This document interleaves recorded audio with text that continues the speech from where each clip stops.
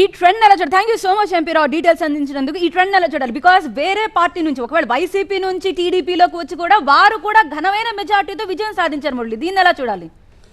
ఇక్కడ ప్రధానంగా గమనించాల్సింది ఒక రాష్ట్రంలో ఒక స్వీప్ నడిచింది, ఒక వేవ్ నడిచింది, ఒక అండర్ కరెంట్ పూర్తిగా వైసీపీకి వ్యతిరేకంగా ఉంది అన్నది చాలా స్పష్టంగా మనకి ఇక్కడ నెంబర్స్ని బట్టి తెలిసిపోతుంది. ఇక్కడ ఏ రకమైనటువంటి మ్యాజిక్స్ పనిచేయలేదు. ప్రజలు వద్దనుకున్నారు వైఎస్ఆర్సీపీని. సంక్షేమం మాత్రమే సరిపోదు, సంక్షేమంతో పాటుగా అభివృద్ధి కూడా ఉండాలనుకున్నారు.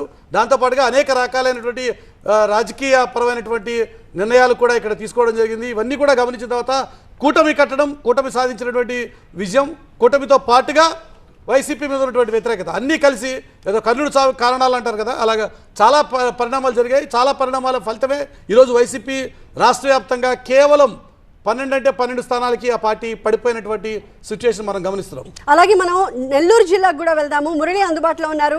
మురళి, ఇన్ఫాక్ట్ 6 జిల్లాల్లో పూర్తిగా వైసీపీ ప్రెజెన్స్ లేకుండా అయిపోయిన జిల్లాల్లో నెల్లూరు జిల్లా గురించి కూడా మనం చెప్పుకోవాలి. ప్రధానంగా అక్కడ వైసీపీకి వ్యతిరేకంగా వర్క్ చేసిన ఫ్యాక్టర్స్ అండ్ ఇప్పుడు కూటమి అధికారంలోకి రావడానికి దిశగా సపోర్ట్ చేసిన ఫ్యాక్టర్స్ గురించి ఏమనుకుంటున్నారు?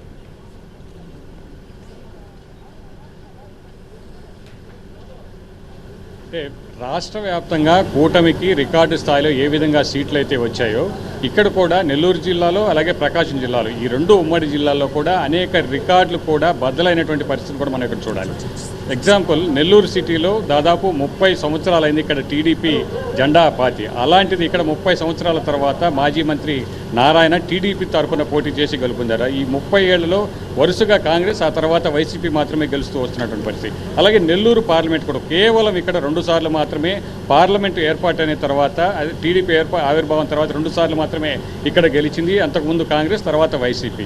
ఇక సర్వేపల్లిలో చూస్తే ఇక్కడ 2 రికార్డులు. సోమిరెడ్డి చంద్రమోహన్ రెడ్డి 4 సార్లు వరుసగా సర్వేపల్లి నుంచి పోటీ చేసి ఓడిపోయారు. ఈసారి ఆయన అక్కడ విజయం సాధించారు. వరుసగా 4 సార్లు ఇక్కడ టీడీపీ గెలుపు అనేది లేకుండా పోయినటువంటి ఈ నియోజకవర్గంలో ఆయన గెలవడం, అలాగే కీలకంగా మొత్తం వైసీపీ పూర్తి స్థాయిలో కాకపోయినా ఈసారి కొంత మార్పు అనేది వచ్చినా కూడా కనీసం 5 స్థానాలకు తగ్గకుండా వైసీపీ ఇక్కడ గెలుస్తుందని భావించింది. ఆ నియోజకవర్గాలకు కూడా భారీ మెజారిటీతో టీడీపీ ఇక్కడ గెలిచినటువంటి పరిస్థితి. ఇక కావలి, కందుకూరు చూసినా కూడా ఇదే విధమైనటువంటి మెజారిటీతో గెలుస్తుంది. ఇక్కడ మరొక విషయం, ఉమ్మడి ప్రకాశం జిల్లాలో కూడా ఇక్కడ ఈ పార్లమెంటు స్థానంలో వరుసగా కాంగ్రెస్ తర్వాత వైసీపీ, టీడీపీ అనేది గతంలో గెలిచినటువంటి పరిస్థితులేని అక్కడ కూడా టీడీపీ విజయం దిశగా దూసుకుపోతోంది. భారీ లీడ్లో అక్కడ మాగుంట శ్రీనివాసరెడ్డి ఉంటూ ఉన్నారు. ఇక మొత్తం 12 నియోజకవర్గాలుంటే ఉమ్మడి ప్రకాశం జిల్లాలో కేవలం 2 నియోజకవర్గాల్లో మాత్రమే వైసీపీ లీడ్లో ఉంది.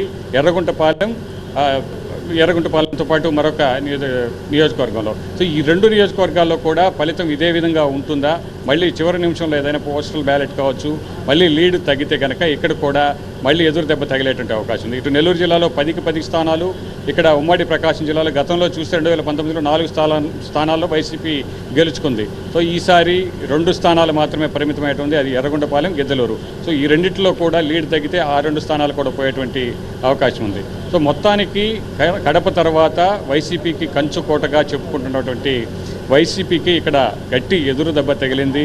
వైసీపీ నుంచి వెళ్ళినటువంటి రెబల్స్ ఇక్కడ విజయం సాధించినటువంటి పరిస్థితిని కూడా మనం చూడాలి. వేమిరెడ్డి ప్రభాకర్ రెడ్డి నెల్లూరు వైసీపీ ఎంపీ అభ్యర్థిగా ఉండి ఆయన చివరి నిమిషంలో టీడీపీకి వెళ్లారు, విజయం సాధించారు.